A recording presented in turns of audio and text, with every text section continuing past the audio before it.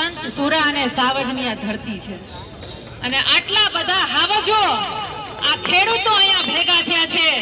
ત્યારે પરેશભાઈ તમારા અભિયાન આ ખેડૂતના અભિયાનને કોઈના બાપની તાકાત નથી કે રોકી શકે આ તાકાત એવી ભેગી થઈ છે સરકાર પાસે આપણે માંગવાનું ના હોય મારા ખેડૂતો મારે સરકારને કેવું છે કે આ જગતનો તાત છે સૌનો બાપ છે તમને એમ છે ને કે અમે હવના બાપ છીએ પણ ભૂલી જાજો આ વોટર આ ખેડૂત આ અન્નદાતા તમારો બાપ છે વાત સાબિત થાય છે આ વાત મારે એટલા માટે કેવી પડે કે દર વખતે માંગવાનું અને કાઈ 4-5 મહિનાથી નથી માંગતા વર્ષોથી માંગીએ છીએ વર્ષોથી માંગવું પડે છે આપણે ખેડૂતોના ભાવ માટે માંગવું પડે જેટકોના થાંભલા નાખે વીઘા કપાય એના માટે માંગવું પડે રોડ રસ્તા કપાય એના માટે માંગવું પડે પાણી અમારા ખેતરોમાં ગંધારા કેમિકલ વાળા આવે એના માટે માંગવું પડે બધાય માટે અમારે માંગવું પડે એટલા માટે મારા વડીલો હવે આપણે આપણા મતની તાકાતને ઓળખવાની છે વાત વધારે નથી મારે એટલું જ કહેવાનું છે કે પરેશભાઈને સાંભળીશું પણ છેલ્લે એટલું કહેશું કે આપણા દેવા માફ થવા જોઈએ આપણી પાસે જે તાકાત છે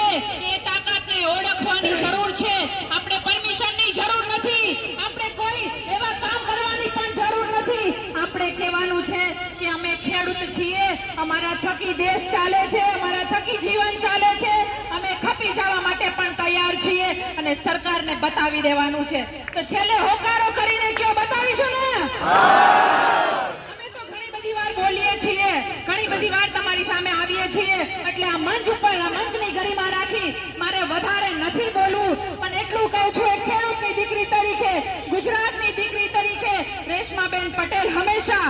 જ્યાં પણ હોય જે મંચ ઉપર હોય તમારી સાથે છે રહેશે અને હંમેશા લડશે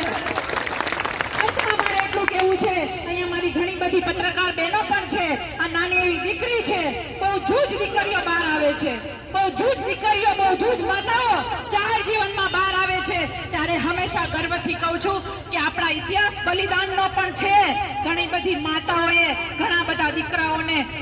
દાન દઈ દીધા છે એ લોકોને આ લડાઈમાં બલિદાન દીધા છે આવા માતાઓને પણ અમારો સંદેશ આપીજો કે આપણે લડવાનું છે